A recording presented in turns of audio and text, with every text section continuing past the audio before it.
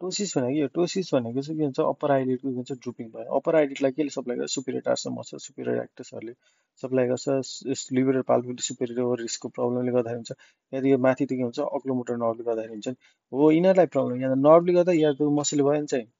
nerve अथवा myogenic भयो नत्र भने चाहिँ अर्को के प्रब्लमले गर्दाखेरि हुन्छ सिधै आफ्नै यसको प्रब्लमले गर्दाखेरि पनि के हुन्छ टोसिस हुनसक्छ है त सो एकदम सिम्पल छ है यही तिम्रो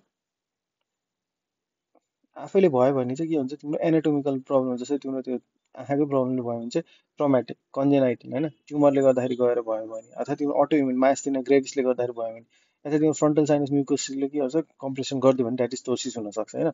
अनि अर्को अब टोसिस होइन यिनीहरूले गर्दाखेरि भएन भने चाहिँ मसलले प्रब्लम गर्दाखेरि हुन्छ थर्ड क्रेनियल नर्भको कुनै पनि ट्युमरले गर्दाखेरि हुनसक्छ होइन या त तिम्रो इन्ट्राक्रेनियल प्रेसरले गर्दाखेरि थर्ड क्रेनियल नर्भ कम्प्रेसनहरूले गर्दाखेरि पनि हुनसक्छ थर्ड क्रेनियल नर्भमा केही प्रब्लम भयो मसल छ भने चाहिँ बटक्स मायास्थेनिया ग्राभिसहरूले गर्दाखेरि त मसल म्याक गर्ने हो त्यसले गर्दाखेरि हुनसक्छ पिरियड ट्युमरले पनि कम्प्रेसन गर्न सक्छ थर्ड क्रेनियल नर्भमा एउटा चाहिँ नर्भ भयो एउटा चाहिँ मसल्स भयो होइन अर्को चाहिँ ड्रग्स है त ड्रग्सले चाहिँ के हुन्छ यसमै एक्ट गर्न सक्छ स्टेरोइड अल्कोहल र ओपिएम है त स्टेरोइड अल्कोहल र पी भने ओपिएम भनेर सम्झिनु हुन्छ स्टेरोइड्स पिएस भइहाल्यो होइन अनि त्यसपछि ओ भनेको के हुन्छ ओपिएम है त सो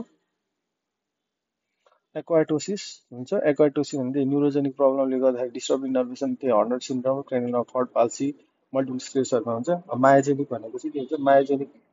मायोजेनिकले गर्दाखेरि चाहिँ के हुन्छ भन्दाखेरि तिम्रो मसलको प्रब्लमहरू भयो मसल अकुलर मायोप्याथी माइटोन डिस्ट्रोफी मेस्टेनिया ग्राभिस प्लिफर सिन्ड्रोमहरूले गर्दाखेरि हुनसक्छ ओल्ड एज ट्रमाहरूले गर्दाखेरि आई रबिङहरूले गर्दाखेरि पनि हुनसक्छ त टोसिस अब एक्वाटोसिस मेकानिकल केले गर्दाखेरि थिच्यो भने मास न्युप्लाजम haemangioma traumatic medication drugs alcohol बोटक्सहरूले गर्दाखेरि पनि हुन्छ है त टोसिस डायग्नोसिस गर्नको लागि चाहिँ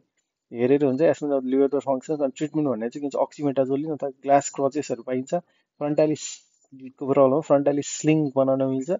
अथवा तिम्रो म्युलर मसल्स रिसेक्सन गर्न मिल्छ लिभेटर रिसेक्सन गर्न मिल्छ है त अनि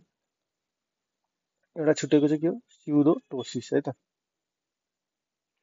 distinguished from the pseudotosis lead drop not resulting from the weakness of the LPS which can be due to enophthalmos and a globe displaced posteriorly example with orbital flawed fracture microphthalmia blepharospasm Duane syndrome चाहिँ के हुन्छ स्युडोटोसिस हुन्छ स्युडोटोसिस भनेको चाहिँ के हुन्छ आहा त्यहीँनिर छ र यसलाई सपोर्ट गर्ने मसल्सहरू जस्तै लिभेटर पाल्पिन मसल्स बोनहरूमा प्रब्लम छ है त जस्तै इनोफ्थाल्मस अब आँखा आफै नै भित्र गएको छ भने त तिनीहरू एउटा आँखा त ठुलो देखिहाल्छ नि होइन ग्लोब डिस्प्लेस पोस्टेरियरली हो भने त देखिहाल्यो होइन अनि